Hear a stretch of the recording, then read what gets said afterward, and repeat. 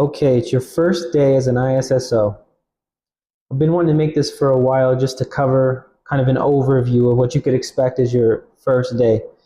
So let's just jump right into it. Let's see if we can help you out. Okay, what does an ISSO do? Your job is to advise your organization towards achieving or maintaining compliance within the particular cybersecurity framework that your organization uses. So to double back a little bit, when you applied for the job, there was probably a lot of long technical words. I'm going to do my best to just keep this simple in plain English and explain exactly what it is. So this training will be about the risk management framework, in particular, all those other frameworks like FedRAMP and others. So many people in the organization will not understand exactly what your role is. It can be confusing because we straddle the fence between IT, traditional security, and you kind of have one foot hanging over into the legal department's yard. Our job is to understand the framework, write policy that is compliant, technically enforceable, and legal.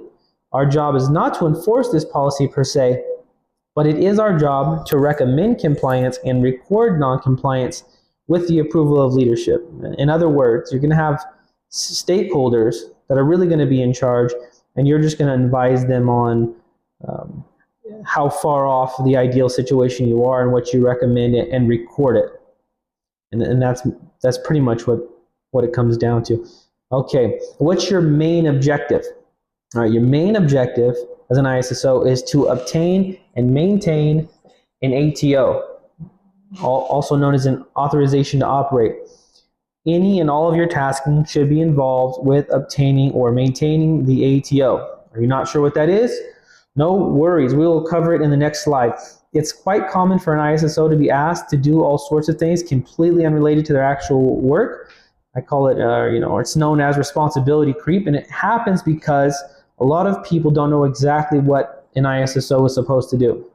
Okay, so although it's fine to do whatever work helps your team out, make sure that you protect your most important tasking, which is supporting the ATO, and communicate that to leadership. That's an important thing to remember. All right, so what's an ATO? Maybe you know already, maybe you don't. Let's just go over this briefly. An ATO is an authorization to operate, and it's an official approval granted by an authorizing official. What's that? What's an AO? We'll come to that in a second. It allows an information system to be used within an organization. This authorization is based on a comprehensive evaluation of the system's security controls and risk, ensuring that it meets the required security standards and poses an acceptable level of risk. In other words, you're not getting rid of risk, because as soon as you turn a computer on or any other IT device, there's going to be inherent risk. What it does is it captures what is the state, what is the risk, what risk can we remove, what risk can we mitigate, what risk can we manage, what risk do we have to accept.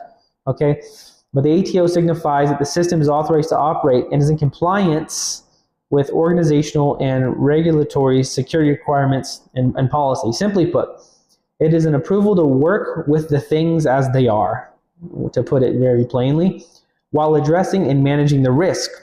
It also lets other organizations that you work with know that your information system is not too risky to do business with. Okay, so how do you get an ATO? All right, so there's going to be more to this, but a quick overview is just going to be what's on this slide here. You're going to document things the way they are, prepare documentation. You're going to implement the policy that you wrote. You're going to assess your configurations as you've implemented them. Then you'll prepare the package, your ATO package. This is what I say I'm going to do. This is how I prove to you that I'm doing it. Then you're going to submit it for review. And once the AO reviews it and accepts it and signs it, you have an ATO. Sounds easy. It can be. All right, so what are the main artifacts that you're going to have to develop, that you're going to have to use to capture the state of the system? You're going to have an SSP, a system security plan. You're going to have a security assessment report. You're going to have a POAM, right? POAM, you're going to capture the things you're not compliant with and make a plan for getting compliant, right? You're going to have a risk assessment. You're going to have a CM plan or configuration management plan, or sometimes it's called a change management plan. You'll have an incident response plan. You'll have a system diagram. You'll have user agreements. You'll have interconnection agreements, and on and on and on. There's many more, but those are some of the main ones. All right. So what are some of the roles for the ATO process? All right, so there's the AO. This is the person that's going to give the final approval for the system. There's the ISO, the information system owner. They're the ones who are going to own the risk and accept the risk. All right. Information system security officer. Oh, this typo there should be ISSO. Forgive me. And that's what you are, okay? And you're going to, on the behalf of the information system owner, capture the state of risk and express that risk and document all that, all right? There's the SCA. They are going to evaluate the security controls and the configuration of the system. And a quick point about all this stuff. Sometimes one person has to do more than one role. It may be that you're asked to be the ISSO and the ISSE. All right, that you may be the ISSO and the risk management specialist, or the compliance officer and the information system security officer, or you should have separation of duties for some of these roles, but other roles, sometimes it just is what it is, and you'll do more than one of these roles. But these roles need to be completed one way or the other.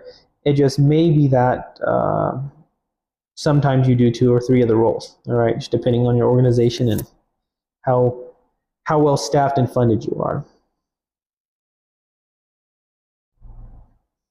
All right, so advice for the first day.